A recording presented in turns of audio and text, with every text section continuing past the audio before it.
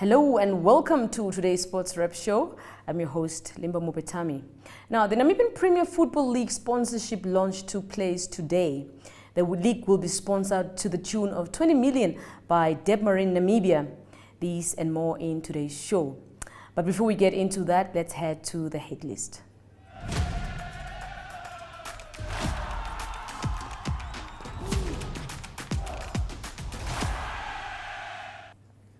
The indoor hockey series commences tomorrow in Windhoek. The Namibian women and men's sides will face South Africa starting tomorrow till Sunday. Here are interviews with Namibian goalkeeper and captain of the side, DJ Strauss, speaking of Namibia's chances against the visiting South African Proteas, followed by head coach of the side, Trevor Cormack, as well as women's captain Maggie Mengo and head coach of the women's side, Erwin Handura. Enjoy these interviews. Speaking to DJ Strauss, captain of the Namibian national men's indoor hockey team. We've got a huge tournament coming up from Friday. The visiting Proteas for 5 series test series. DJ, you guys are looking forward to this clash, the test versus the Proteas. Yeah, of course, definitely. We have been playing them for quite a while, and our last series was in December. That in our sense went very well. We just didn't get the cherry, we didn't get the win yet, and we're hoping to do that here in these 5 test matches. But it's also preparation, the start of both our preps for the World Cup for February next year, and we're quite excited to have South Africa back in Namibia for a change. Yeah, and it's exciting because if I remember correctly, this is basically one of the first time in a long while that there's this kind of level hockey in Windhoek. Yes, definitely. I remember 2014, the World Cup qualifiers were here at the showgrounds as well. Then last time, 2017 in Swakopmund. Yeah. So it's about 5 years ago that the Boks were here in Namibia. Yeah. So, and I've spoken to their captain this week for quite a while. We're good friends, and they're very excited to come here. Okay. DJ, obviously this is part of the preparations. How was the preparations going the past month or two? Yeah, it's difficult getting all the guys back here, but we are a few here in Windhoek, and we have been training for a couple of weeks. But it's nice to when the guys are back. They came back about a week ago. Still waiting for 1 or 2 guys to get back. But yeah, we're gonna try and pick up where we left off. And but it's difficult when everyone's not here and together. Picking a good fight with the South African neighbours. Definitely. As a DJ, thank you very much and good luck. Thank you very much. Minutes. Trevor Cormack, head coach of the Namibian national team.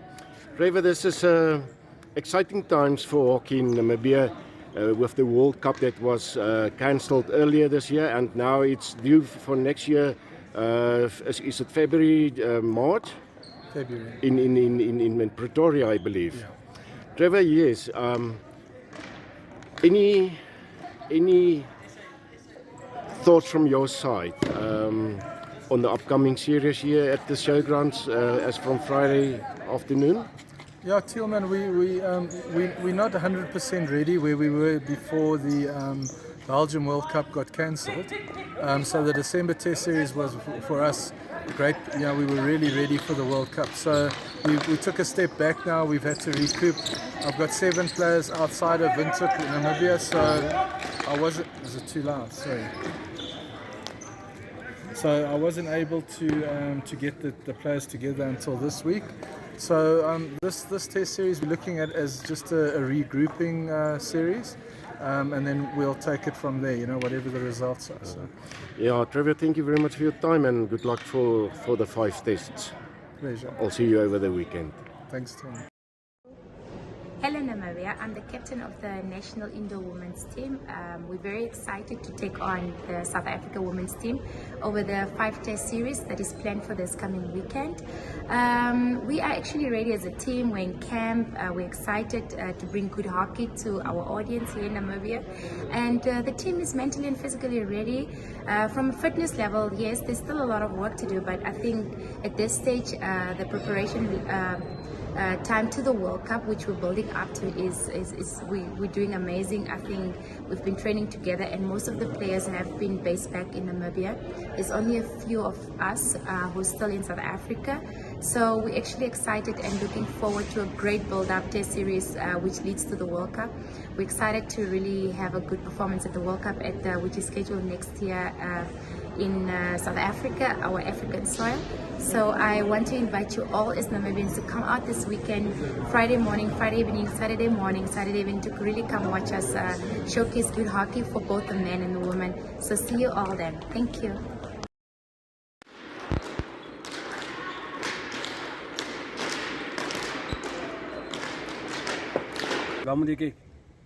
Mr. Erwin Andura, Yeah.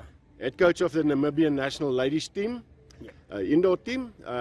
We've got the South Africans visiting us from tomorrow, I believe, and Friday the big series starts, 5 matches. What are the plans of the ladies after such a long break?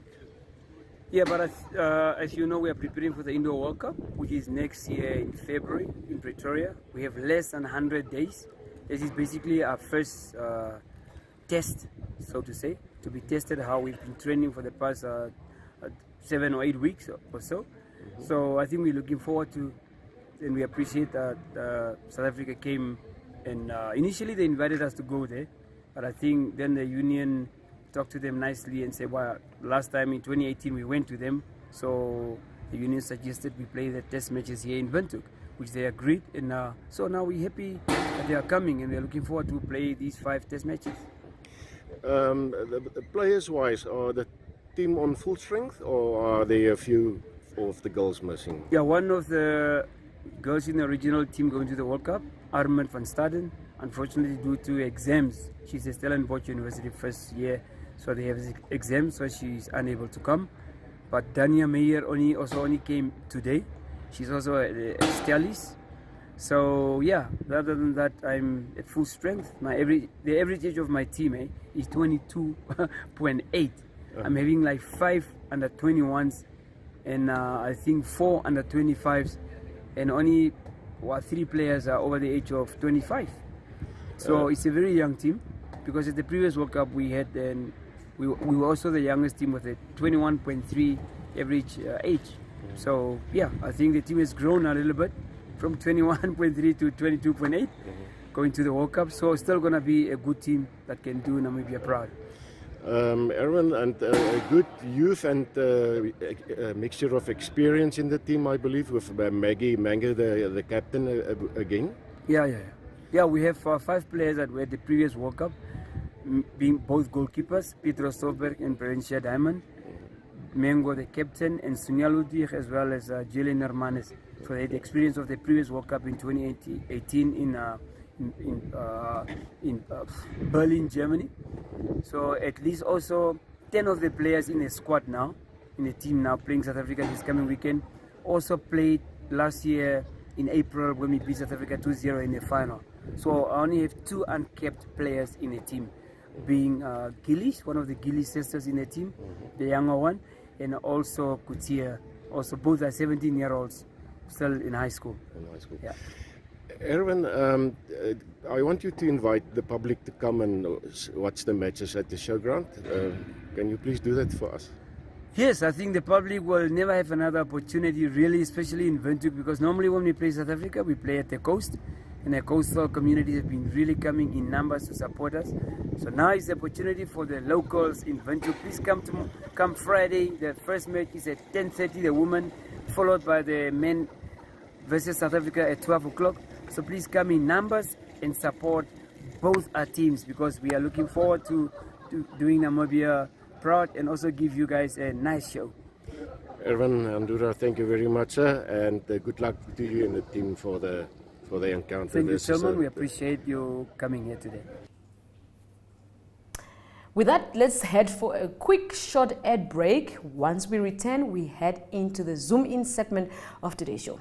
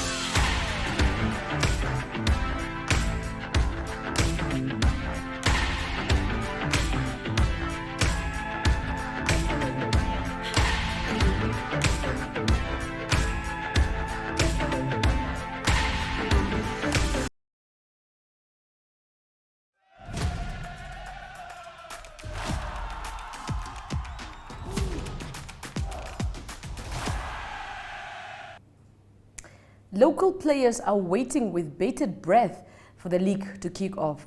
Namibia's leading diamond mining company, Debmarin Namibia, and the Namibia Football Association today entered into an agreement which will see the company sponsoring Namibia's Premier League with 13 million, not 20 million, 13 million for the 2022-2023 season. The league football is expected to start next weekend, with the official name being the Debmarin Namibia Premiership.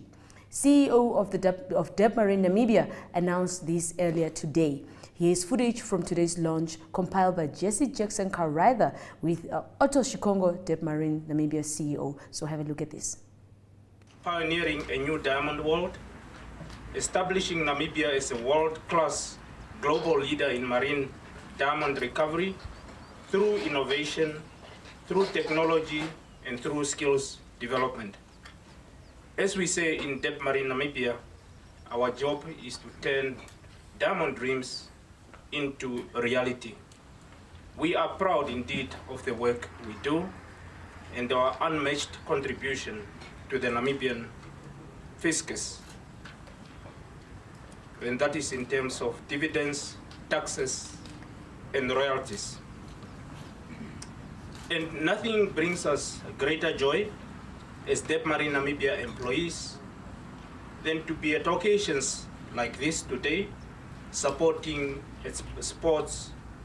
And supporting sports is one way to encourage the diversification of people, skills, creating opportunities and access to other professional considerations. Moreover, it inspires good health and well-being.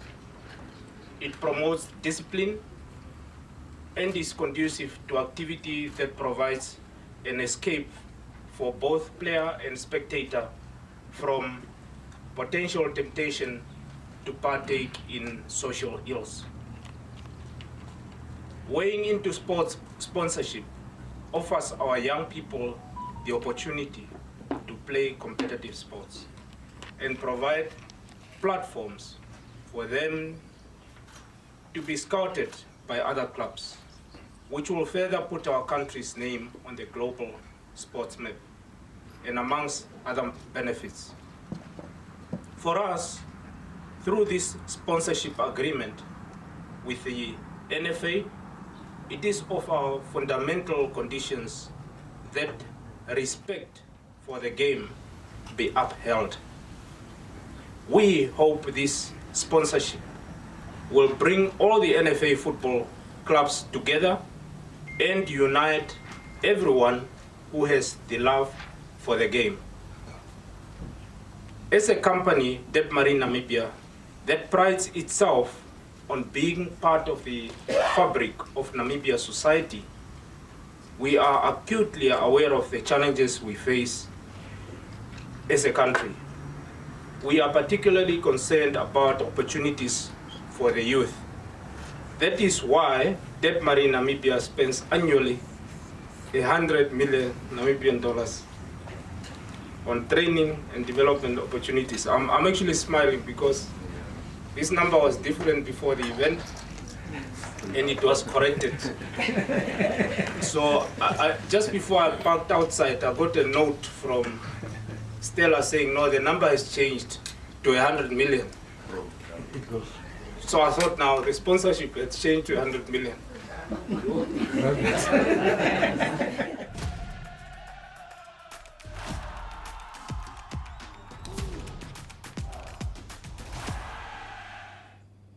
Now with Spotify News, Namibian junior cyclists competing at this year's Nedbank Desert Dash say the iconic 24-hour race, which takes riders through the oldest desert in the world, is one every cyclist should have on their bucket list. Daniel Hahn, who made his debut in a four-person team at the 2021 Nedbank Desert Dash, said his first experience, although it was a podium finish, was not enough. He and his teammates are aiming for top honors at the four-man team category this year. The Trasco Namibia Tennis Association NTA Junior Masters Tournament 2022 is taking place on the 28th and 29th of October at various courts in Windhoek. The top 8 players per gender and age group from under 10 to under 18 will be putting their bodies and minds into action in this annual invitational tennis event. We now go for a short break and cross over to a special cricket segment. Please don't move an inch.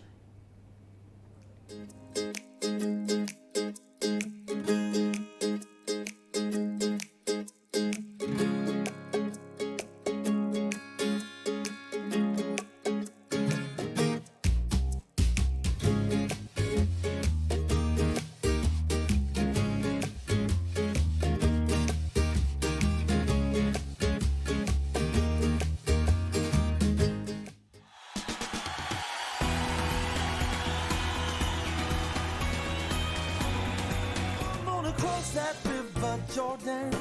Yes, I am. Yes, I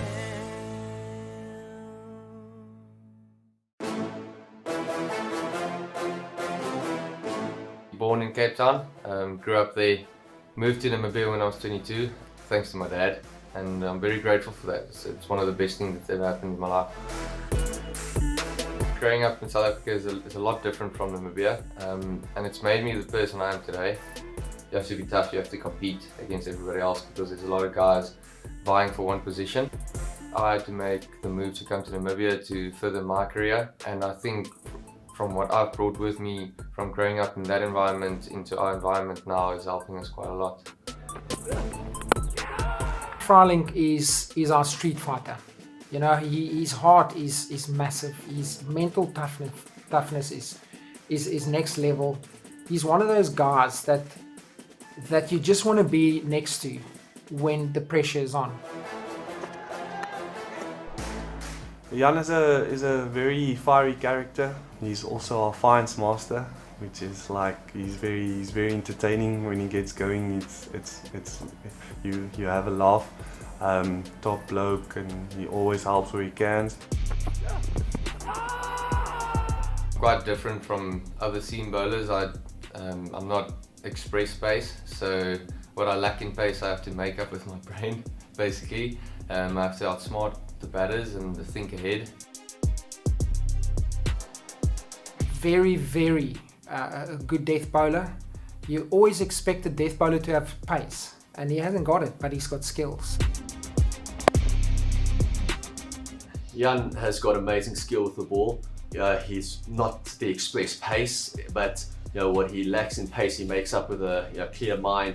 He's tactically very good. He also somebody who analyzes the opposition quite a bit and knows exactly where their weaknesses are, and he plays on that. He's got amazing skill set. He nails his Yorkers, he's got his slower balls, he's got his cutters, he's got a bouncer. Honestly, he's the leader of our bowling attack, and he can bat, he can hit a long ball for that small body. You won't like me saying that, but that's true. When he gets going, it's tough to stop him. You don't need to take a backward step when competing against big name players, and that you can compete against them. He empties his tank on that field for this team regardless of the situation. And he needs a lot of credit for what he's busy doing for this team and have done for this team.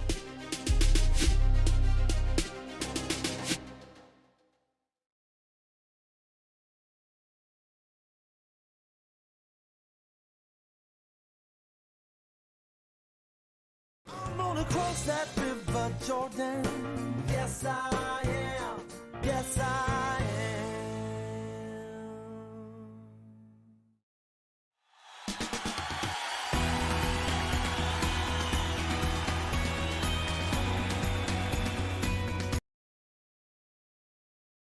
Well, Namibia did not make it past the group stages in the T20 Cricket World Cup. However, that was a tribute to Jan Freeland. He had a consistent tournament for Namibia in all 3 matches. Well, of course, now up next we have the international segment, which is the globe-trotting segment with Ari Hochad. And right after that, of course, we'll be closing the show. So please do enjoy this.